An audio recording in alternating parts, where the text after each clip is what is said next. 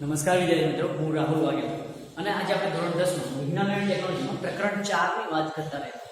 તો તેમાં આપણે આજે ટોપિક છે કાર્બનના સંયોજનના રાસાયણિક ગુણધર્મો. વિદ્યાર્થીઓ, કાર્બનના રાસાયણિક ગુણધર્મો, કાર્બને જે સંયોજનો બનાવ્યા છે એ કેવા પ્રકારના રાસાયણિક ગુણધર્મો આપે છે, તો આપણે ઉદાહરણ તરીકે લઈ શકીએ. દહન છે, ઓક્સિડેશન છે, એમની યોગશીલ પ્રક્રિયાઓ છે, વિસ્થાપન પ્રક્રિયાઓ, એમની ચર્ચા કરવાની છે. એમાં આપણે આજે સૌપ્રથમ દહન વિશે ચર્ચા કરીશું. દહન વિશે વાત કરીએ તો વિદ્યાર્થી મિત્રો, કાર્બનના જે અપરૂપોની આપણે આગળ ચર્ચા કરી ગયા, એ બધા જ અપરૂપો જ્યારે હવામાં ઓક્સિજનની હાજરીમાં સળગે છે ત્યારે કાર્બન ડાયોક્સાઇડ આપે છે, પ્રકાશ આપે છે, ઉષ્મા આપે છે અને ઘણીવાર એ પાણી પણ ઉત્પન્ન કરે છે. આ બધી જ પ્રક્રિયાઓ વિદ્યાર્થી મિત્રો ઓક્સિડેશન પ્રક્રિયાઓ છે. જેમ કે ઉદાહરણ લઈએ, કાર્બન જ્યારે ઓક્સિજન સાથે પ્રક્રિયા કરે તો CO2+ ઉષ્મા અને પ્રકાશ ઉત્પન્ન કરે છે. અહીંયા કાર્બનની ઓક્સિજનની હાજરીમાં કઈ પ્રક્રિયા થાય છે? દહન. આપણે દહન કહીશું. એટલે કે આપણને CO2 મળે છે, સાથે ઉષ્મા અને પ્રકાશ પણ મળે છે. હવે વિદ્યાર્થી મિત્રો, આપણે અહીંયા કાર્બનનું સંયોજન લઈ લઈએ, મિથેન. મિથેનનું ઓક્સિડેશન કહી શકીએ અથવા મિથેનનું દહન કરીએ તો આપણને કઈ વિદ્યાર્થી મિત્રો CO2 મળે છે, H2O મળે છે અને ઉષ્મા અને પ્રકાશ પણ નિપજ તરીકે મળે છે. વિદ્યાર્થી મિત્રો, આપણે અહીંયા ઇથેનોલ લઈએ. ઇથેનોલનું ઓક્સિડેશન અથવા દહન કરીએ. ઇથેનોલ આપણે આગળ ભણી ગયા કે બે કાર્બન હોય તો ઇથેન કહેવાય અને અહીંયા આપણે એને OH એટલે કે આલ્કોહોલિક સમૂહ દ્વારા જોડેલું છે. તો એ આલ્કોહોલિક સમૂહ જ્યારે જોડાય તો પાછળ ઓલ લાગે છે. તો ઇથેન પ્લસ ઓલ એટલે કે ઇથેનોલનું જ્યારે ઓક્સિજનની હાજરીમાં દહન થાય છે મિત્રો, તો આપણને CO2 H2O પ્લસ ઉષ્મા અને પ્રકાશ મળે છે. હવે વિદ્યાર્થી મિત્રો કહી શકાય કે બધી જ પ્રક્રિયાઓ કેવી છે? ઓક્સિડેશન પ્રક્રિયાઓ છે. ઓક્સિડેશન પ્રક્રિયાઓની ચર્ચા આપણે પ્રકરણ 1 માં કરી ચૂક્યા છીએ. ઓક્સિડેશન પ્રક્રિયાઓ એટલે શું? એવી પ્રક્રિયાઓ જે પ્રક્રિયા દરમિયાન ઓક્સિજનનો ઉમેરો થતો હોય. તો અહીંયા ઓક્સિજન ઉમેરાય છે એટલે આ બધી જ પ્રક્રિયાઓ વિદ્યાર્થી મિત્રો ઓક્સિડેશન પ્રક્રિયાઓ છે. હવે જોઈએ દહનની વાત કરીએ વિદ્યાર્થી મિત્રો, તો દહનમાં જે આપણા સંતૃપ્ત હાઇડ્રોકાર્બન છે અને અસંતૃપ્ત હાઇડ્રોકાર્બન છે એટલે કે સેચ્યુરેટેડ અને અનસેચ્યુરેટેડ, એ બંને પ્રકાર દહનમાં અલગ અલગ પ્રકારની જ્યોત આપે છે. જેમ કે સંતૃપ્તિની વાત કરીએ વિદ્યાર્થી મિત્રો, સંતૃપ્ત હાઇડ્રોકાર્બન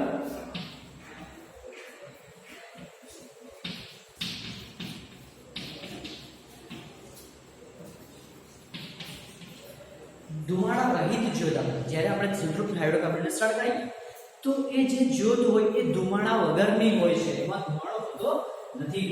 એક્ઝામ્પલ લઈએ આપણે, ઇથેનોલ છે. ઇથેનોલ આપણે કેવી રીતે દર્શાવી શકીએ વિદ્યાર્થી મિત્રો? CH3 CH2 અને OH. એ રીતે જ વિદ્યાર્થી મિત્રો બીજું એક્ઝામ્પલ છે એસિટોન. C છે, એસિટોન ને આપણે આવી લઈશું એસિટોન. એસિટોન નું IUPAC નામ છે પ્રોપેનોન. પ્રોપેનોન ને તમને ખબર છે વિદ્યાર્થી મિત્રો કેવી રીતે દર્શાવી શકાય છે? એનું રાસાયણિક સૂત્ર શું છે? કે પ્રોપેન એટલે કે 3 કાર્બન,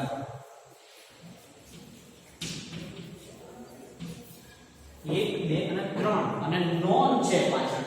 તો નોન ક્યારે આવે? જ્યારે કીટોન ગ્રુપ હોય. તો અહીંયા CO આપણને આપેલું છે, આ આપણું કીટોન ગ્રુપ છે. એટલે કહેવાનો મતલબ કે ઇથેનોલ અને એસિટોન એટલે કે પ્રોપેનોન જ્યારે પણ સળગાવીએ વિદ્યાર્થી મિત્રો તો ધુમાડા રહિત જ્યોત આપે છે. એટલે આ કેવા છે? સંતૃપ્ત હાઇડ્રોકાર્બન કહી શકાય. એના ઉદાહરણ આ હોઈ શકે છે વિદ્યાર્થી મિત્રો. હવે અસંતૃપ્ત હાઇડ્રોકાર્બનની વાત કરીએ, અસંતૃપ્ત કાર્બનિક સંયોજનની વાત કરીએ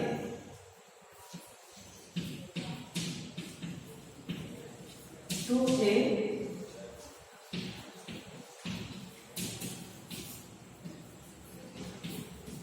ધુમાડાવાળી જ્યોતથી સળગે છે. ધુમાડાવાળી જ્યોત એટલે કે કાળી મેસ જે આપણે અમુક જોઈએ છે દહન પ્રક્રિયાઓ, એમાં એકદમ નીચેના પાછળના તળિયે કાળી ભેંસ જેવો પદાર્થ જામી જાય છે એ આ ધુમાડાવાળી જ્યોતના લીધે હોય છે ઉદાહરણ તરીકે આપણે એનું એક્ઝામ્પલ લઈ લઈએ મિત્રો તો કપૂર કહી શકાય કપૂર જ્યારે સળગે ત્યારે ધુમાડાવાળા કાળી ભેંસ ધુમાડાવાળા જે હોય જ્યોતથી સળગે છે બીજું ઉદાહરણ લઈએ તો નેપ્થેલિન છે નેપ્થેલિન પણ આવા કાળા ધુમાડાવાળી જ્યોતથી સળગે છે એટલે વિદ્યાર્થી મિત્રો આ સંતૃપ્ત અને અસંતૃપ્ત હાઇડ્રોકાર્બન્સને આપણે આવી રીતે પણ અલગ કરી શકીએ છીએ હવે જ્યારે ઘરની વાત કરીએ વિદ્યાર્થી કે ઘરમાં જ્યારે આપણે એલપીજી ગેસ હોય તો જ્યારે એ દહન પામે છે ત્યારે ગેસની અંદર કે સ્ટવ હોય તેમાં વાયુને જવા માટેના છિદ્રો આપેલા હોય છે એના કારણે સંપૂર્ણ દહન થાય છે એટલે કે ધુમાડા વગરની જ્યોતથી એ સળગે છે પણ વિદ્યાર્થી મિત્રો જ્યારે વાયુઓને પણ એટલે કે સંતૃપ્ત હાઇડ્રોકાર્બનમાં પણ જ્યારે હવાનું પ્રમાણ સીમિત કરી દેવામાં આવે ઓછા પ્રમાણમાં હવા નાખવામાં આવે ત્યારે એ લોકોમાં ધુમાડાવાળી જ્યોતિ સળગે છે એટલે આપણે કહી શકીએ કે અપૂર્ણ દહન થાય છે એક એક્ઝામ્પલ લઈએ ધારો કે કોલસો છે અથવા પેટ્રોલ છે તો જ્યારે એ સળગે છે તો એની અંદર નાઇટ્રોજન છે એની અંદર નાઇટ્રોજન રહેલો છે અથવા સલ્ફર પણ અમુક પ્રમાણમાં રહેલો છે જ્યારે આ દહન પામે છે પેટ્રોલ અથવા કોલસો ત્યારે વિદ્યાર્થી મિત્રો અંદર nitrogen oxide and sulphur oxide SO અથવા SO2 ના પણ આપણને સંયોજનો મળે છે જે વાતાવરણમાં પ્રદૂષક તરીકે કાર્ય કરે છે અને આપણા વાતાવરણને પ્રદૂષિત કરે છે વિદ્યાર્થી મિત્રો આ થઈ દહનની વાત કે દહન એ ઓક્સિડેશન પ્રક્રિયા છે ઓક્સિજન અંદર ઉમેરો થતો હોય છે અને આપણે પ્રક્રિયાઓમાં પણ ચર્ચા કરી હવે વિદ્યાર્થી મિત્રો આપણે બીજા રાસાયણિક ગુણધર્મની વાત કરીએ તો એ ઓક્સિડેશન છે હવે જોઈશું કે ઓક્સિડેશનમાં શું છે વિદ્યાર્થી મિત્રો ઓક્સિડેશન પ્રક્રિયાઓ વિશે આપણે પ્રથમ પ્રકરણમાં ચર્ચા કરી ચૂક્યા છીએ ઓક્સિડેશન પ્રક્રિયાઓ એટલે કે ઓક્સિજનનો ઉમેરો થવો એટલે કે આપણે હમણાં જોયું કે કાર્બનિક સંયોજનો દહન પામે છે એ પણ ઓક્સિડેશન પ્રક્રિયા છે હવે ઓક્સિડેશન પ્રક્રિયા આપણે ઉદાહરણ દ્વારા સમજીશું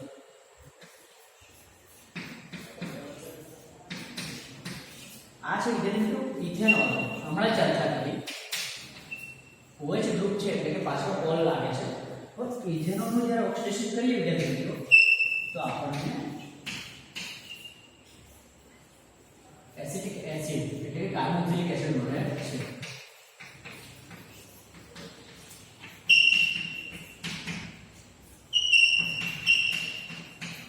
અથવા ઇથેનોલિક એસિડ પણ કહેવાય હવે વિદ્યાર્થી મિત્રો અહીંયા આપણે જોયું કે એક જ ઓક્સિજન છે જ્યારે અહીંયા બે ઓક્સિજન છે એટલે કે ઓક્સિજનનો ઉમેરો થયો છે એટલે ઓક્સિડેશન પ્રક્રિયા છે અહીંયા જોઈશું એક અને બે કાર્બન છે અહીંયા પણ એક અને બે કાર્બન છે એટલે કે આ તત્વમાં શરૂઆતના સંયોજનમાંથી આપણને જે અંતિમ સંયોજન મળ્યું છે એમાં ફક્ત કાર્બન બે કાર્બન રહેલા છે અને એમાં ઓક્સિજનનો ઉમેરો થયો છે પરંતુ વિદ્યાર્થી મિત્રો અમુક સંયોજનો એવા હોય છે જે જાતે ઓક્સિડેશન પ્રક્રિયા પામતા નથી એમને બીજા અન્ય તત્વોની મદદ વડે ઓક્સિજનનો ઉમેરો કરવામાં આવે છે જેથી એ ઓક્સિડેશન પામે છે ફોર એક્ઝામ્પલ આલ્કલાઇન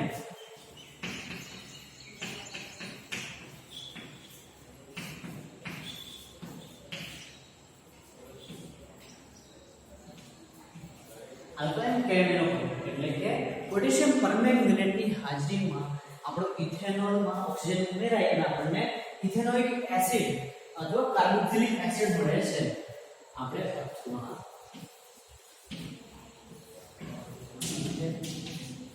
ઇથેનોઇક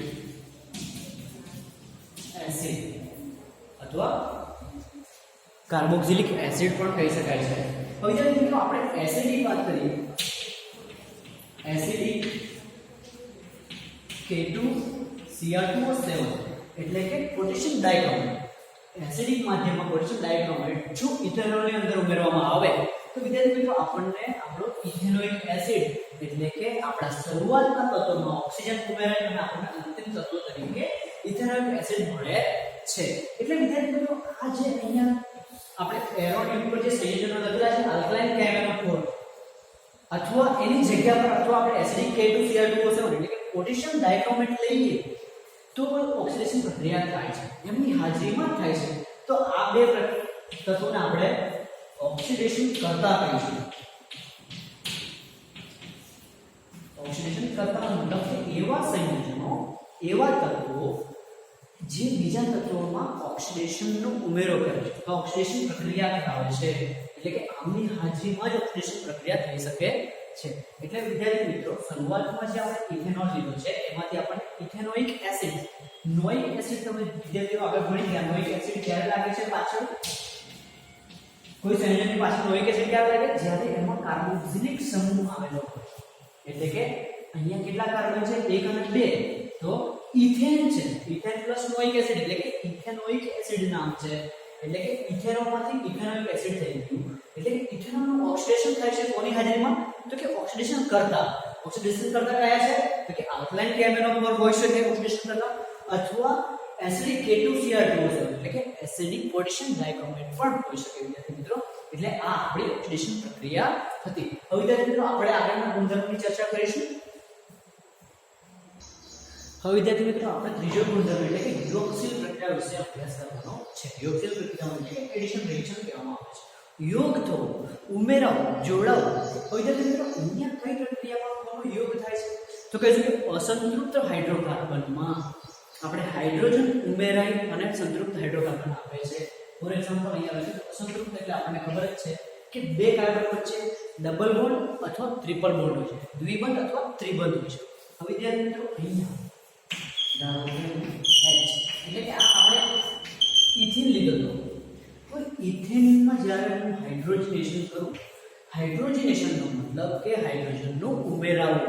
અહીંયા હાઇડ્રોજનેશન પ્રક્રિયા ખૂબ જ ઊંચા દબાણે અને વિશિષ્ટ પ્રકારના ઉદ્દીપકની હાજરીમાં થાય છે, જેમ કે પીડી અથવા નિકેલ એટલે કે પેલેડિયમ અથવા નિકેલ ઉદ્દીપકની હાજરીમાં થાય. ઉદ્દીપકનો મતલબ શું વિદ્યાર્થી મિત્રો, ઉદ્દીપક એવા તત્વો હોય છે જે પ્રક્રિયામાં કોઈ પણ પ્રકારની અથવા કોઈ પણ પ્રકારના ભાગ લીધા વગર પ્રક્રિયાના દરમાં વધારો ઘટાડો કરે અને આપણને પ્રક્રિયા અંતિમ ચરણ સુધી પહોંચાડે છે. એટલે કે પ્રક્રિયા પૂરી કરવામાં આપણને મદદ કરે છે, આપણી પ્રક્રિયા ઝડપી બનાવવામાં આપણી મદદ કરે છે. એટલે કે પીડી એટલે કે પેલેડિયમ અને નિકલ ઉદ્દીપક ઊંચા દબાણે હાઇડ્રોજન ગેસ ઉમેરતા આપણને અહીંયા ડબલ બોન્ડ તૂટી જાય છે. એટલે કે વિદ્યાર્થી મિત્રો આપણા જે કાર્બન સંયોજનો બે કાર્બન વચ્ચે ડબલ બોન્ડ છે દ્વિબંધ, એમાંથી આ બે હાઇડ્રોજન અહીંયા જોડાવાના છે. એનો મતલબ કે એક હાઇડ્રોજન અહીંયા જોડાશે અને એક હાઇડ્રોજન અહીંયા જોડાશે. એનો મતલબ કે અહીંયા એક ઇલેક્ટ્રોન ફ્રી હોવો જોઈએ. જો વિદ્યાર્થી મિત્રો આ બોન્ડ તૂટી જાય તો અહીંયા એક હાઇડ્રોજન ઇલેક્ટ્રોન ફ્રી થઈ જાય અને એક ઇલેક્ટ્રોન અહીંયા ફ્રી થઈ જાય. કહેવાનો મતલબ કે અહીંયા ઓલરેડી બે હાઇડ્રોજન છે, અહીંયા પણ ઓલરેડી બે હાઇડ્રોજન છે. એ બે હાઇડ્રોજન આ બીજા બે હાઇડ્રોજન અહીંયા એક ઇલેક્ટ્રોન ફ્રી થયો, એની સાથે હાઇડ્રોજન આપણો જોડાઈ જશે અને અહીંયા બીજો હાઇડ્રોજન જોડાઈ જશે. આ આપણો અસંતૃપ્ત હાઇડ્રોકાર્બન હતો, જ્યારે આ વિદ્યાર્થી મિત્રો આપણો સંતૃપ્ત હાઇડ્રોકાર્બન. સંતૃપ્ત કહેવાનો મતલબ કે અસંતૃપ્ત હાઇડ્રોકાર્બનમાં યોગશીલ પ્રક્રિયા દ્વારા હાઇડ્રોજન ઉમેરી આપણે સંતૃપ્ત હાઇડ્રોકાર્બન મેળવી શકીએ છીએ. અને બે ઉદ્દીપક હોઈ શકે, એમાં પેલેડિયમ પણ હોઈ શકે અને નિકલ પણ હોઈ શકે. ઉદ્દીપકનો મતલબ આપણે જાણી લીધો છે કે આપણે પ્રક્રિયા દરમાં વધારો કરે છે, આપણે પ્રક્રિયાના અંતિમ ચરણ સુધી પહોંચવામાં મદદ કરે છે. હવે વિદ્યાર્થી બીજું ઉદાહરણ લઈએ તો આ જે હાઇડ્રોકાર્બન છે એમાં દ્વિબંધ છે, પરંતુ હું અહીંયા R લખું, અહીંયા R લખું, અહીંયા R લખું અને અહીંયા R લખું. એ કહેવાનો મતલબ કે વિદ્યાર્થી મિત્રો આ આપણા જે R છે એ આલ્કાઇલ સમૂહ છે. આલ્કાઇલ સમૂહો છે કહેવાનો મતલબ કે ત્યાં કોઈ આલ્કાઇલ ચેન હોઈ શકે, નાની ચેન પણ હોઈ શકે, મોટી ચેન પણ હોઈ શકે. ધારો કે હું અહીંયા CH3 લઉં છું આ R ની જગ્યાએ, તો વિદ્યાર્થી મિત્રો અહીંયા પણ CH3 હોઈ શકે, અહીંયા પણ CH3 હોઈ શકે અને અહીંયા પણ CH3 હોઈ શકે, કારણ કે બધા જ R છે.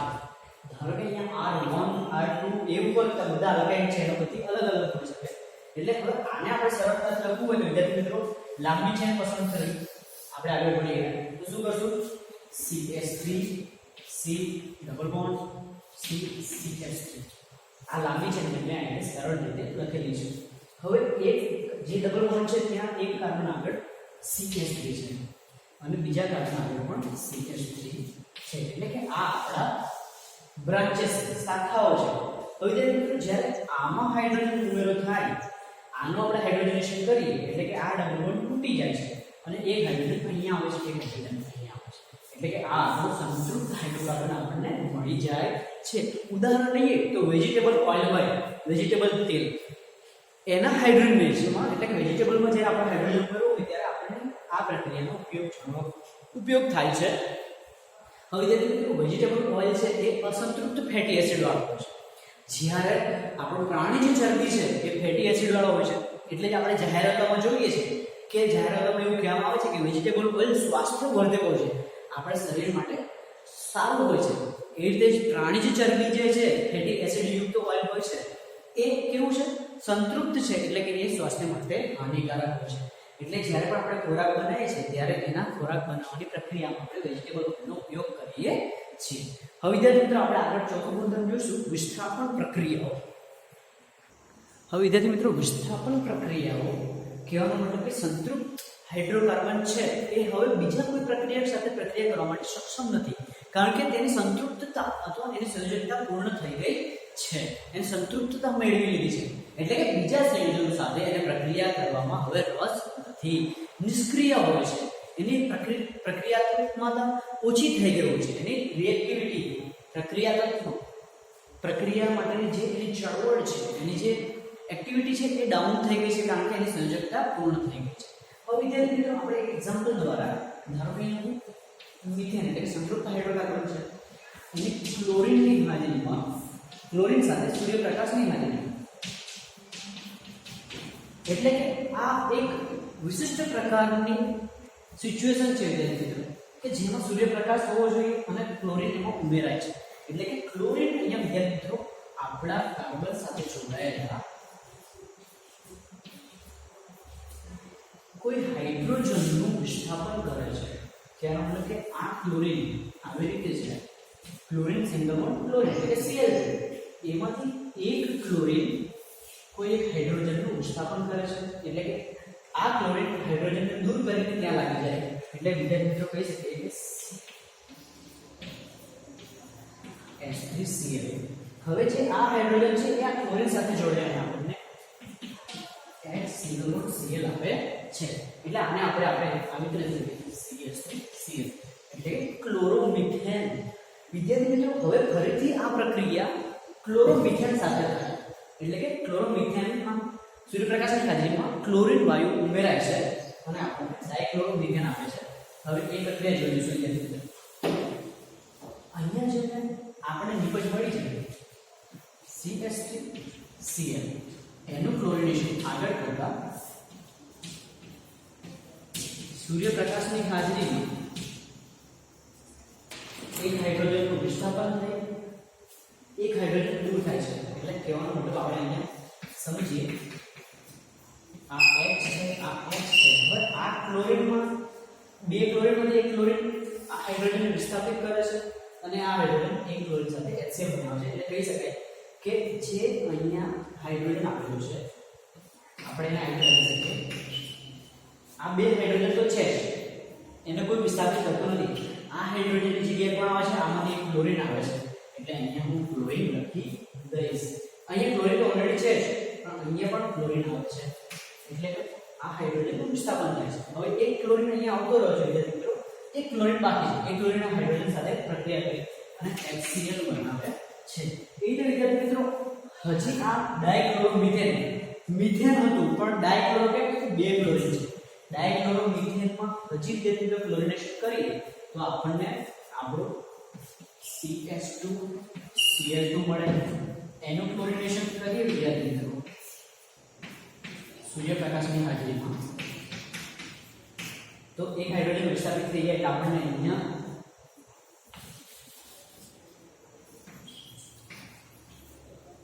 CHCl3 HCl એટલે કે એક ક્લોરીન અહીંયા એક હાઇડ્રોજનનું વિસ્થાપન કરે છે, એટલે કે એક જ હાઇડ્રોજન રહેશે અને Cl3 થી ટ્રાઇક્લોરોમિથેન કહેવામાં આવે. આને હવે વિદ્યાર્થી મિત્રો ટ્રાઇક્લોરોમિથેનનું હજી ક્લોરિનેશન કરીએ CHCl3 નું ક્લોરિનેશન કરતા સૂર્યપ્રકાશની હાજરીમાં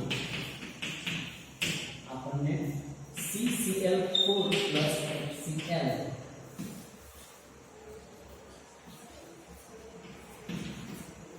એટલે કે આ એક હાઇડ્રોજન રહેલો છે એ પણ એક ક્લોરીન દ્વારા વિસ્થાપિત થઈ જાય એટલે કે અહીંયા Cl3 હતા હવે Cl4 થઈ જશે આ 4 છે અને એક હાઇડ્રોજન જે વિસ્થાપિત થયો છે એટલે એક Cl સાથે Cl આપે છે એટલે આ કાર્બન ટેટ્રાક્લોરાઇડ એટલે કે 4 કાર્બન આપણા મિથેન સાથે એટલે કે ટેટ્રાક્લોરો મિથેન પણ કહી શકાય છે વિદ્યાર્થી મિત્રો આ વિદ્યાર્થી મિત્રો આપણે વિસ્થાપન પ્રક્રિયા હતી કે ક્લોરીન તત્વો અહીંયા હાઇડ્રોજન તત્વોનું વિસ્થાપન કરી અને નવા સંયોજનો આપે છે આ વિદ્યાર્થી મિત્રો આ પ્રક્રિયા શક્ય નથી પણ અહીંયા સૂર્યપ્રકાશ એક વિશિષ્ટ કન્ડિશનમાં એનો ઉપયોગ થાય છે એટલે કે અહીંયા સૂર્યપ્રકાશની હાજરીમાં આ પ્રક્રિયા થઈ શકે છે આ હતી વિદ્યાર્થી મિત્રો આપણા કાર્બનિક સંયોજનની રાસાયણિક ગુણધર્મો આના વિશેની ચર્ચા કરી હવે વિદ્યાર્થી મિત્રો આજનું લેક્ચર આપણે અહીંયા વાઇન્ડ અપ કરીએ છીએ થેન્ક યુ વેરી મચ